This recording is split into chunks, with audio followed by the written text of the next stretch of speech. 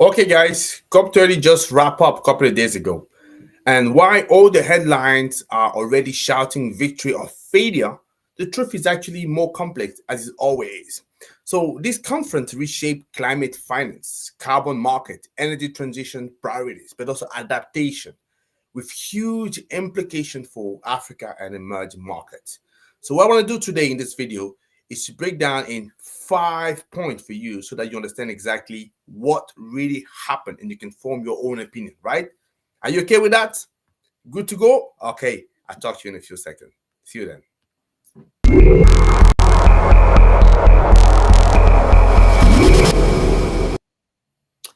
Hey everybody, how are you doing? My name is Tony. I'm the founder and CEO for Renewables in Africa. What we do, very simple as you know, is to raise awareness about renewable energy and sustainability.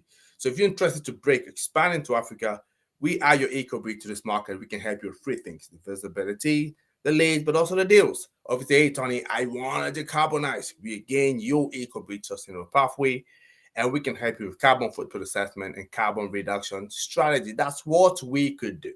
No, what really happened at COP30? This is a question that's burning you at the moment. You want to find out, yeah. So what was that? So my job here is to break down to you the key outcomes and help you form an opinion around that, and make sure that you understand whether whether this was a step forward or a step backward. So let me start first of all by the first point. So let me just give you sort of a big picture. So what was agreed was the 1.5 degree to which reaffirmed that we should do everything possible to limit the temperature raise to 1.5 degrees, right? So above industrial level. So I must say this is very, very, very challenging. So is it realistic? You tell me. So there was also a sectoral alignment that was introduced to make sure that when decisions are taken, so especially when we have some target, it has to be aligned per sector to be much more realistic, to be closer as well to reality. So what was also something that was talked about was the fossil fuel phase down debate. It's still unresolved, but sharpened, and we should expect that the next few years is going to be the same thing because, as you know, there's a lot of, let's say, strong argument on both sides of the eye. Yep. And transparency was expanded beyond emissions to investment flow. And this is a good thing. So these are the kind of key, I would say, markers that I want to mention to you. So let me now come back to some of them. So in second part, I want to talk about the climate finance, which to me was kind of a reset because now we have a new architecture that's been designed, right? So because as you know, the current architecture, as I say, is still not favorable enough to countries that struggle the most, right? So how can we better shape things so that it does make sense? So there's also a risk differentiation standard that has been proposed, right? And that will be looked at because part of the reason we have cost of capital, especially for emerging market Africa, that's quite high, it's the perception of risk. But a lot of the time, that perception of risk, it's not also this matching reality. So we need to review that because this has a big implication to how financing investment is flowing to this country. So there was also a debt climate instrument, emerging. And you heard me say that time and time again. We need innovation, but also as a financial mechanism. That's important. And blended finance mainstream, so important. So we need blended finance. Blended finance, I remind you, is that mix where you're having, public philanthropy that is working hand in hand with private capital in order to bring the level of finances needed to develop projects in Africa and emerging markets. So without it, it's very difficult to get those projects going, right? So blended finance now it's kind of mainstream. So a result of that, for example, you have the Kenya green grid expansion, struggle due to high costs, high capital costs. You know, having pricing reform matter, as I say, to bring money to develop such vital projects. Because without that, it's difficult to roll out more renewables, for example. Yeah, so that's what we see now. Third point that I want to talk to you about for this, because I talked to you about already the big picture, just to give you some understanding. So I talk about finance. I talk about now carbon market and Article 6.4. So the first of all, the 6.2, which is the bilateral trading between countries, survived because at some point in time there was, I would say, a risk that it could be watered down, right? So yeah, so it did survive, yeah.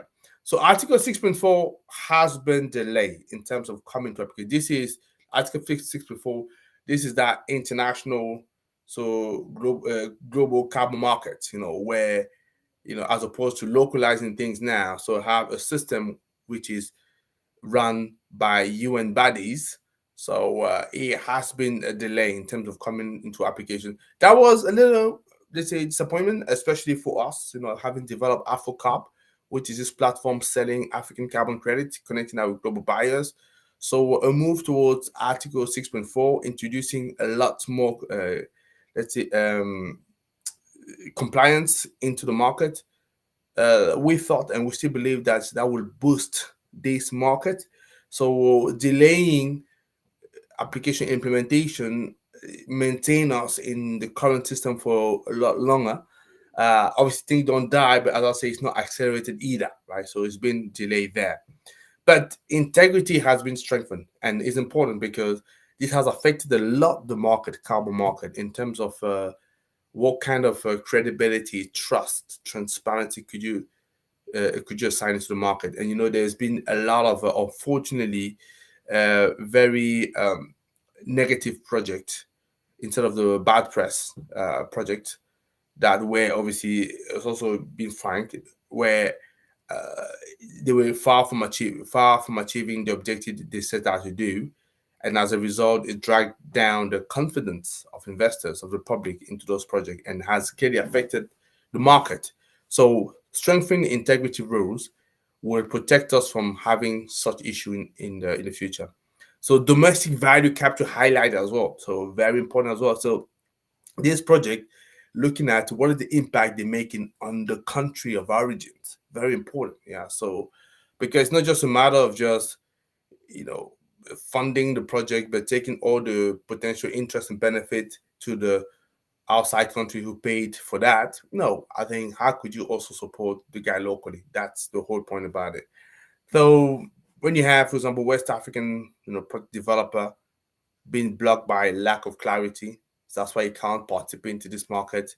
So COP30 move the system closer to predictable rules, and that is good for him, right? So that's what I would say. So as a fourth point, I want to talk about the energy transition priorities. Where, as I say, it's good to be developing generation, but you also need to be developing the T&D system, but also the whole grid. Because if you can't move power to where power is needed, so you end up with stranded assets and you're not going anywhere. So yeah, so that's a key issue that needed to be tackled in order for the energy transition to really exist, right? So the grid expansion has been made a global priority. That is very good. I'm sure many people working on transmission project will be delighted to hear about that. Local manufacturing encouraged, as I say.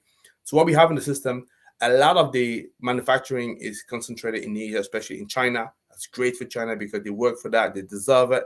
At the same time as well, we can't just rely on one single player country. You see it in COVID, it blocks the whole market when there is a problem in this market. So how can we distribute that a little bit more? Having, like I say, various hub around the world, including in African emerging market. So having local manufacturing, which is encouraged, is something that is great to see. So hydrogen and storage framework, yeah, we need that, and it's good as well for me to hear that because I'm probably going to hear more about that. We work on a hydrogen project in South Africa, which has been included in the list of very strategic and important markets that we doing. So critical mineral reference, very very important. Yeah. So all of these things makes the thing very important. So that's what we see at and just as a stat, you know, the 600 million people lacking power in Africa. So that is sort of, let's say, unbalance that we see in the system, because 40% of the renewable potential come from this continent. So how can we balance things a bit more? So that's the kind of thing that we'll be talking about here. So final point, my fifth one I want to talk about. We'll talk about adaptation and resilience. So with national adaptation plan have been reinforced, they need it. Have as well data and early warning system that will help people to prepare for the consequences, the especially extreme events happening, especially in those, like the key countries, key places, emerging markets. So data and early warning system to help them to deal with these situation is important. Loss and damage operational rule, 2 COP to go. With COP28, loss and damage was approved, but as you know, it takes some time to become uh, operational, and the rules now have been approved. I'm hoping that it's gonna obviously accelerate the process now in order for people to actually see that money flowing into different projects. Yeah. And nature-based adaptation legitimate. And that's good because, as you know, in terms of nature-based solution, Africa, it's the best place for that to happen. Yeah. When we see, for example, Cyclone Idai, so you understand why adaptation must be integrated, and not just reactive. So these are the 5 points that I've touched on that I believe, for me, we could see from this COP, from the big picture to the climate finance we said that we talked about, to the carbon market, to the energy transition priorities, to adaptation and resilience rule. So that is what I could say.